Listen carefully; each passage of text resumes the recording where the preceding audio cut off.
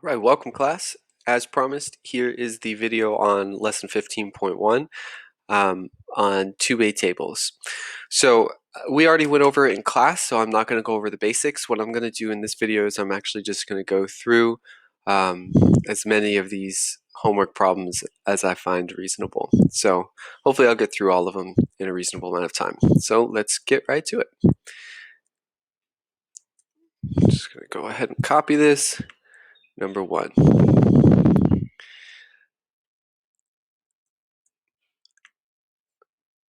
All right, and the goal is to not for you necessarily to do all of these problems as well. It's just to be a help for you in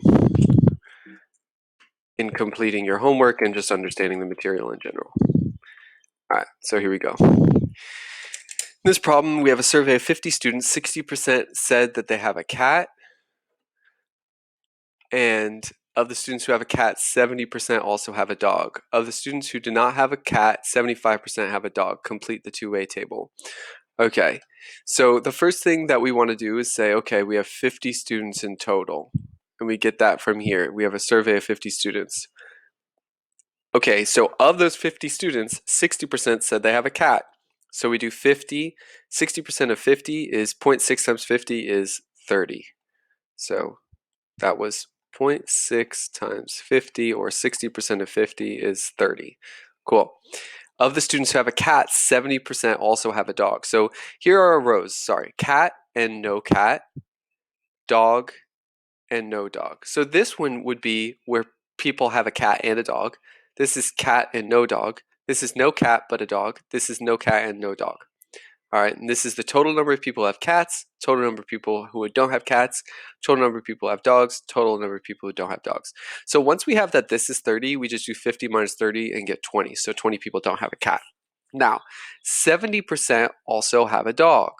So of the people that have cats, 70% have a dog. So there's 30 people that have cats, and 70% of those have dogs. So how do I get that? I do 0.7 times 30, and I get 21. So 21 people have dogs and cats. Now, of the people who have cats, how many don't have dogs then? That must be 30 minus 21 is 9. Cool. Of the students who do not have a cat, 75% have a dog. Okay, so how many people don't have a cat? 20. Of those, 75% have a dog. So I do 0.75 of 20, and I get 15. Okay, so of the people who don't have a cat, 75% have a dog, which means 25% don't have a dog. And I could do 0.25 times 20 to get this, or I could just do 20 minus 15 is 5. Cool. Then once I've got that, I can go ahead and fill in this bottom total here. So 14 and 36. And to check it, I meant to make this in green because I want to stay consistent, but 30 plus 20 is 50, 36 plus 14 is 50, 9 plus 5 is 14, 21 plus 15 is 36, 15 plus 5 is 20, 21 plus 9 is 30. Okay, all the things should add up. All the rows should add up to the last cell in each row, and all the columns should add up to the last cell in each column. Okay, it's as simple as that. All right, cool. Moving forward. Number 2.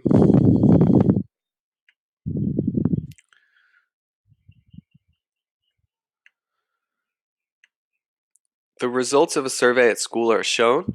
Is there an association between being a boy and being left-handed? Explain. Okay, so here we need to find our relative frequency. So the question is there association between being a boy and being left-handed? Well, another way to say this is, if you're a boy, does it make it more likely that you're left-handed?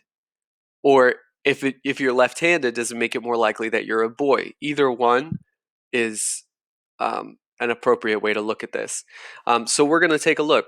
Say, okay, of the total number of people that are boys, which is 140, how many are left-handed? And of the total number of people of girls, how many of those are left-handed? If there's a difference, then it means there's an association, because it means that it's more or less likely that you're left-handed if you're a boy or a girl. But if they're the same, that means that if the percentage of boys that are left-handed is the same as the percentage of girls that are left-handed, that means that it's equally likely that you're left-handed whether you're a boy or a girl. So there's no association. Okay. Another way I could look at this is look at left-handedness and right-handedness of boys and girls.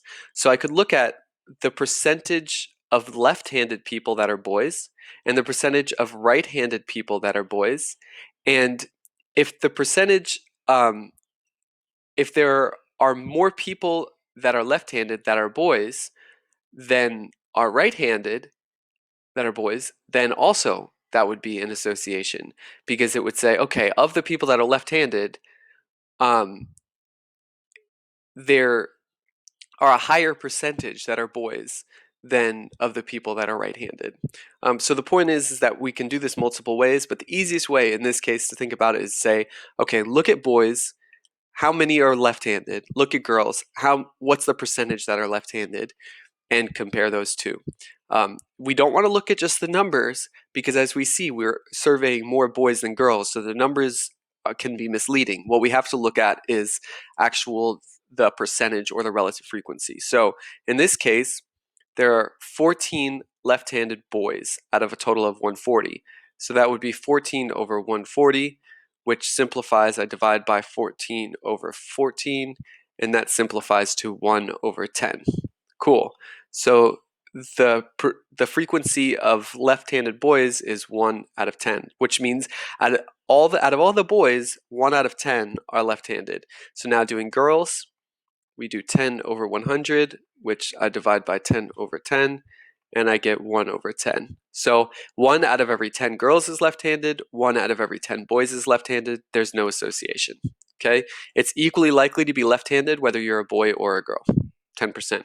Now you probably looked at these numbers and you could see it really quickly and be like, oh, that's the same. It's just 1 out of every 10.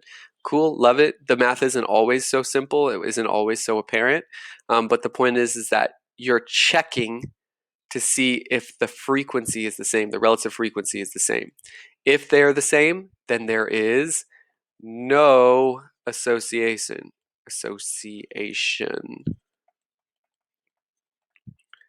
If they were different, then there would be an association. And I would ask you, okay, what is the association? You'd say, oh, it's more likely to be left-handed if you're a boy or less likely or whatever. But in this case, the equal amount of boys and girls are left-handed, 1 out of every 10.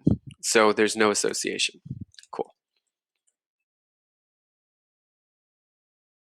All right, number 3. Voters were polled to see whether they supported Smith or Jones. Can you construct a two-way table of the results? Why or why not? Okay, in this case, you cannot construct a two-way table. Why? Because they're only telling you one piece of information.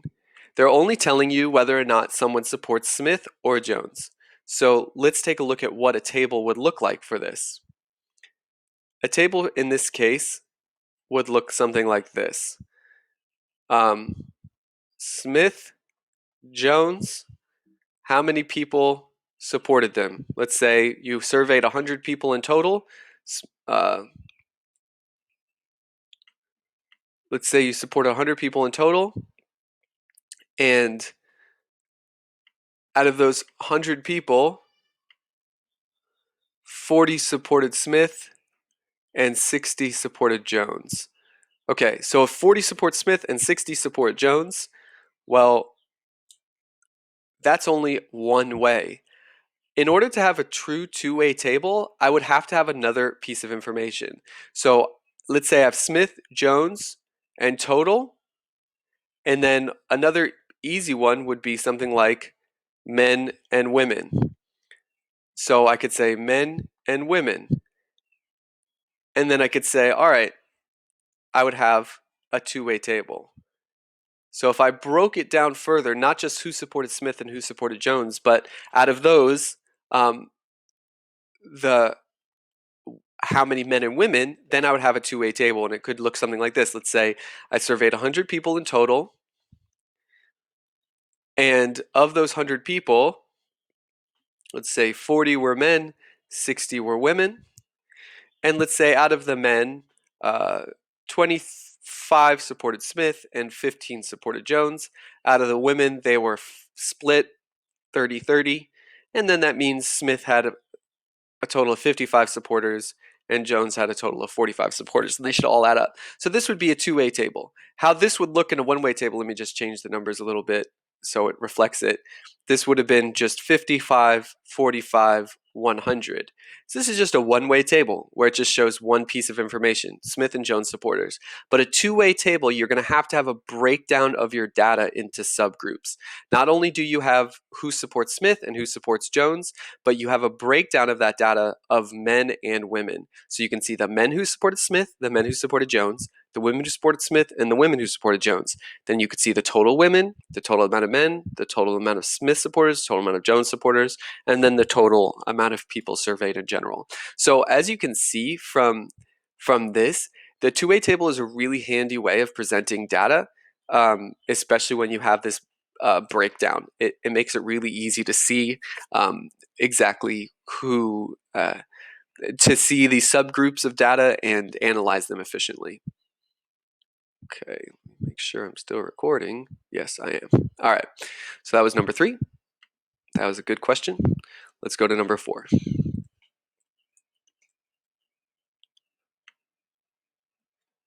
All right, number 4. 140 students were asked about their language classes. Out of 111 who take French, only 31 do not take Spanish. 12 take neither French nor Spanish. Use this information to make a two-way table. Okay, so it's presenting the data in a more confusing way, so you're going to have to pick it apart better. So 140 students were asked about their language classes. Okay, so that is our total, 140. Out of 111 who take French, what is that telling us? There are 111 people who take French. All right, from there we can determine that 140 minus 11 do not take French. And then it says only 31 do not take Spanish. So out of these 111 people, 31 do not take Spanish. Okay, let's break that down. Out of 111 people who take French, only 31 do not take Spanish. What does that mean?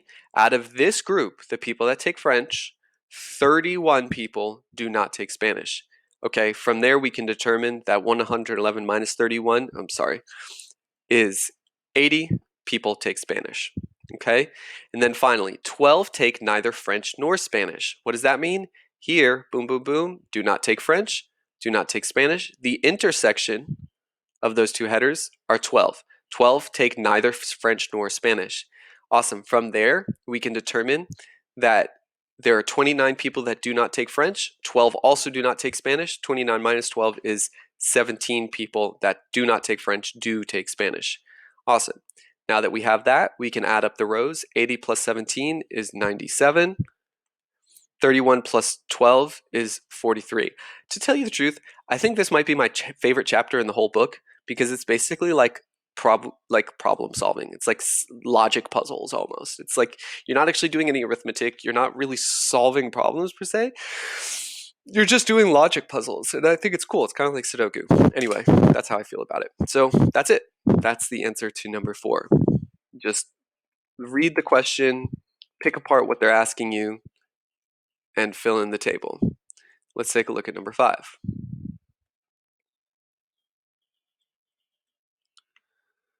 All right. Represent real-world problems. 7th and 8th grade students were asked whether they preferred science or math. Complete the two-way table. Okay. All right, let's take a look at this. Let's start gathering whatever we can get. First thing, I know this plus this equals this, so 96 minus 72 is 24. This plus this equals this, so 24 plus 32 is 56. This plus this equals this, so 176 minus 56 is 120. 176 minus 96 is 80. 120 minus 72 is 48. And I'm done. Cool. Awesome. That's fun. Love it. All right. Is there an association between it being in 8th grade and preferring math? So 8th graders preferring math. Let's see. What this means is 48 out of 80 people in 8th grade prefer math? Let's simplify that by dividing by 8, and we get 6 over 10. Oh, we could have simplified further. By 2 is 3 over 5. So 3 out of every 5 8th graders like math. But if there's an association, if there's no association, what should I see for 7th graders? I should see that 3 out of 5 7th graders like math too.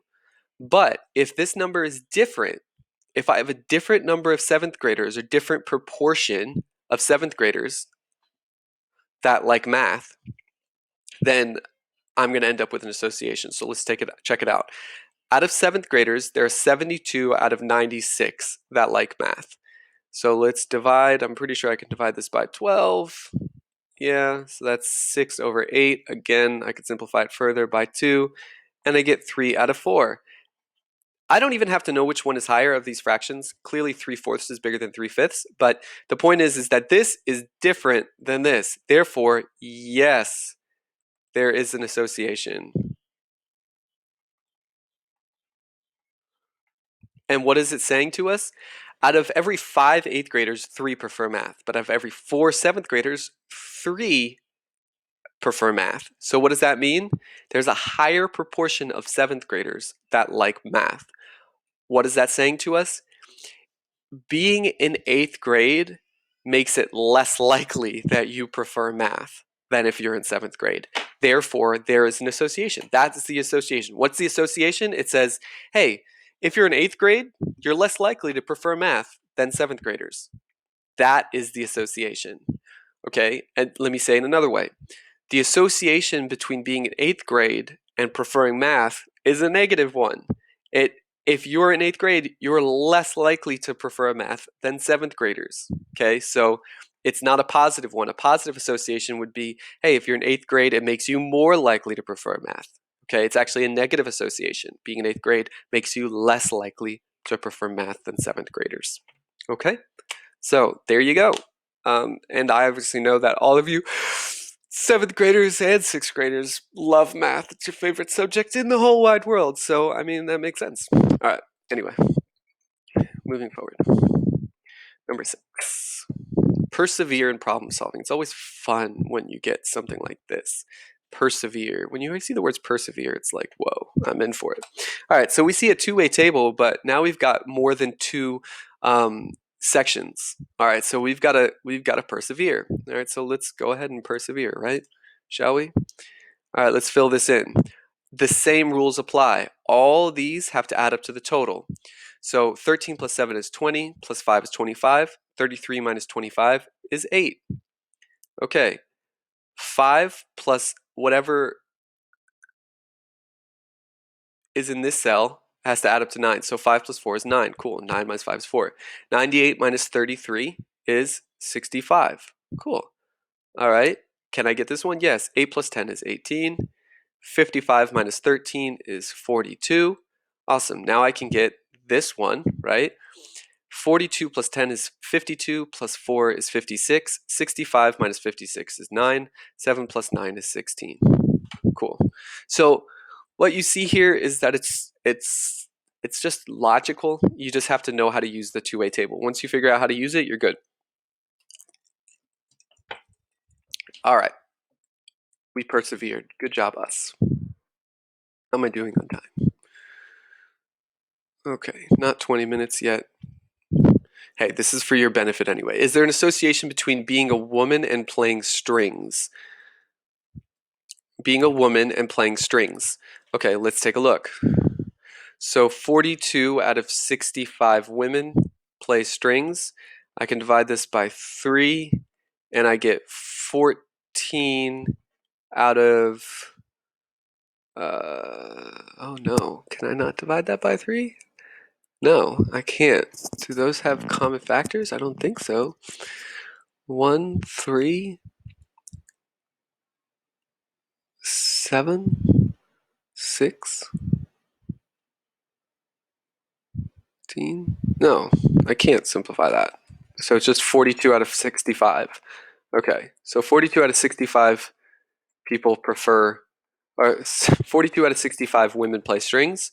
Out of men, it's 13 out of 33. Okay, so in this case, I don't want to go ahead and find the common fraction, so I'll just divide. 13 out of 33 is 0.39 repeating.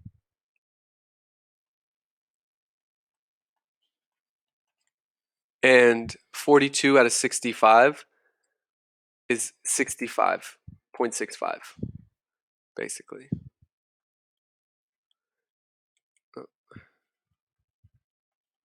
So 65% of women play strings, whereas only 39% of men play strings. Okay, that's clear association. I don't even actually have to do the division. 42 is more than half of 65, 13 is less than half of 33, so it's clear. Yes, there is an association. Being a woman makes it more likely that you play strings in the Metro Orchestra. Awesome. Cool. So that's the association. All right. Higher order thinking. Oh man, this is a lot in this one. Okay. So I'm just going to bring this first part in, and then we'll answer each question as we go. Whoops. Okay.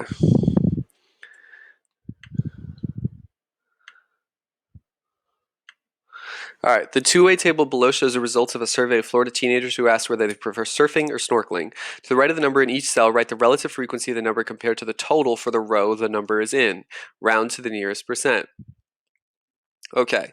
So let's figure this out.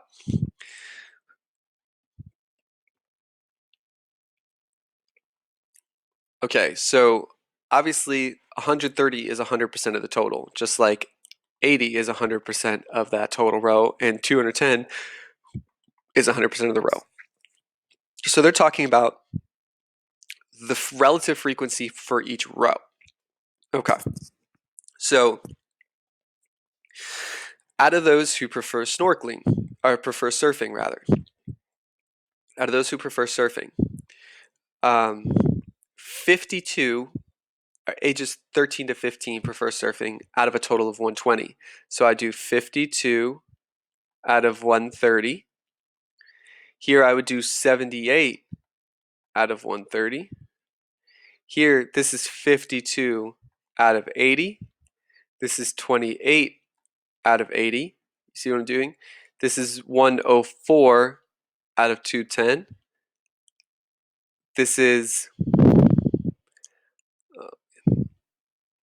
106 out of 210. And then I just go ahead and do my division. 52 out of 130 is 0.4. So this is, it says round to the nearest percent. Um,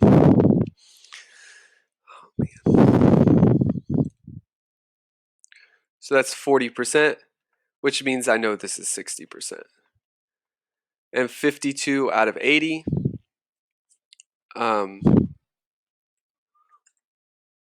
is 65%. So this is 65%, which means this is 35%. And then 104 out of 210 is 49.5%, but it says round it. So this is, we'll call this 50% and 50%, which is pretty close, because if this was 105 and this was 105, it'd be 50%. So it's basically 50-50. So out of the total amount of people, it was 50-50 split between people that like surfing or snorkeling. Out of the total number of people 16 to 18, 65% prefer surfing, 35% prefer snorkeling. Out of those 13 to 15, 40% prefer surfing and 60% prefer snorkeling. Explain the meaning of the relative frequency you wrote besides 28. So the relative frequency here means the percentage of people aged 16 to 18 that prefer snorkeling. So out of the people 16 to 18, 35% prefer snorkeling. That's what the relative frequency means there. Okay, let's bring in the next questions. So C and D. Whoops.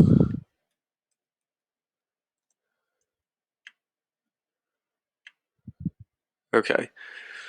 To the right of each number you wrote in part A, write the relative frequency of each number compared to the total for the column the number is in. Oh, I messed up. So so here it was supposed to be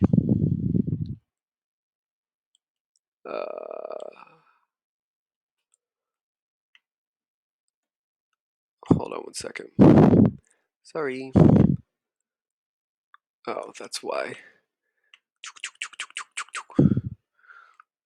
Okay. So I'm just gonna write it in red right like next to it over here or something. Okay. So now it's talking about the relative frequency of each number compared for the column. So I'm gonna write it what's going on here? Okay. So I'm just gonna write it to the right here and it's okay. I don't have a lot of room, but whatever, it's fine. Okay, so in this case, now it says, to the right of each number you wrote in part A, write the relative frequency of each number compared to the total for the column the number's in. Are the relative frequencies the same? Why or why not? No, of course they're not going to be. Here, originally I was doing the relative frequency of people in an age group liking surfing or snorkeling. But if I do it for the columns, now I'm going to look, okay, of the people that prefer surfing, how many are 13 to 15? How many are 16 to 18? So those percentages are going to be different. Why? Clearly, first off, these columns are now going to be 100% because 106 is 100% of the people that prefer snorkeling. And now these rows are no longer going to be 100%. Now it's going to be 130 over 210, which is 62%. So 62% of the people are 13 to 15, and this is then going to be obviously 38%. 100 minus 62 is 38. So you see, now I'm doing it for the columns. Before I was doing it for the rows in blue. Now I'm doing it for the columns in red. This one stays 100% because it's 100% for the rows and the columns. But see now, instead of this being 100 and this being 100, this is now 62 and 38 because I'm comparing it to the total at the end of the column. All right, so now here, instead of doing 52 over 130, I'm going to do 52 over 104, and I get 50%. So clearly, look, of the people that prefer surfing, 52 are 13 to 15 and 52 are 16 to 18. So it's 50% in that age group and 50% in this age group. Cool. Now here, it's 78 out of 106 people that prefer snorkeling are in the 13 to 15 age group. So 78 divided by 106 is 74%.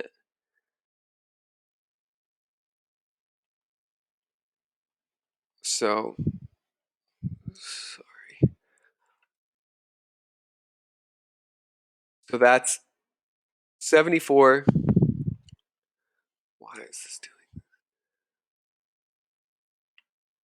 74% of the people that prefer snorkeling are in the 13 to 15 age group. And then, of course, this is going to be 26% because 100 minus 74 is 26. Okay, so we see when we do the relative frequencies for the rows, we're comparing it to the final value in the rows. When we're doing the relative frequency for the column, I'm comparing it to the final value in the column. Okay, so now it says explain the meaning of the relative frequency you wrote beside 28. So it's asking the same question, but now it's talking about it in terms of the columns. So what does this mean? Well, it means that of the people that prefer snorkeling, 26% are 16 to 18. So that's what this red one means. The blue one means of the people 16 to 18, 35% prefer snorkeling. You see how that's a different way of doing it? Of the people 16 to 18, 35% prefer snorkeling. 65% prefer surfing, whatever. But now if I think about it the other way, of the people that prefer snorkeling, 26% are 16 to 18. Okay, so that's showing the relative frequency doing it with the rows versus doing it with the columns. Cool. that one. All right, next. Oh, that was it. All right, so I think that was a really cool one to leave off on because it helps us to understand here what exactly we're talking about with relative frequency. Like, there's a total number of people that prefer surfing. Out of that, there's a percentage of those that are 13 to 15 or 16 to 18, and clearly it's 50-50, right? That's doing the relative frequency with the columns. But doing the relative frequency with the rows, now I'm not looking at just the people that prefer surfing. Now I might look at, okay, the people that are 13 to 15. Well, out of the people that are 13 to 15, I found that, what was it, 40% prefer surfing and 60% prefer snorkeling. Cool. Awesome. So you see there's two different ways to talk about the data in a two-way table. It makes sense. Two different ways, a two-way table. I can either think about the columns and the relative frequency as compared to the total in the column, or I can think about it in terms of rows and compare the relative frequency as compared to the total of that row. All right, so that was a little bit tricky, which is why I wanted to make this video, even though we already talked about it in class. I hope this was helpful. That's it for me for now. So with that being said, until next time, enjoy mathematics.